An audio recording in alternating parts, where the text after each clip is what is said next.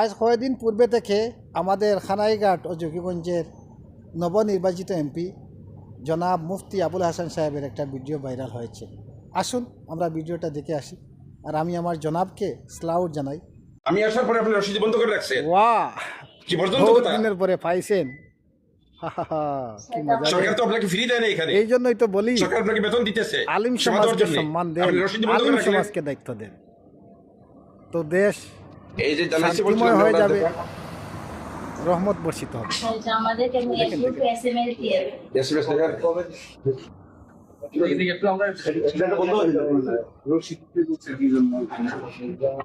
আপনি বললেন আপনাদেরকে অর্ডার দিচ্ছে বুকা, এটা সেবার জন্য। এটা আমাদের খানাইঘাটে তাহলে আপনি অর্ডার দেখান। সাব রেজিস্ট্রির পাশে যে হসপিটালটা আছে আপনাকে যে এখানে রসিদ এরকম বন্ধ করে রাখার জন্য বলছি, এটা দেখান। আপনাদেরকে সরকার দিচ্ছে সেবা দেওয়ার জন্য, এরকম রসিদি বন্ধ করে রাখার জন্য দেয় নাই। ভুল হলে সরি বলেন, সরি বলেন, সরি বলেন, আর করবেন না। এরকম কেন? মানুষকে সেবা দিয়ে আসলে সেবার জন্য তারপরে আমি আসছি এখানে, আপনার রসিদি বন্ধ করে রাখছেন। এটা কত বড় সাহস আপনাদের? সাধারণ জনগণের সাথে কি করবেন? আমাদের সামনে যখন এরকম বলে অন্যরা আসলে আপনারা কি করেন? এটা তো অন্তর্ভুক্ত করা যায়।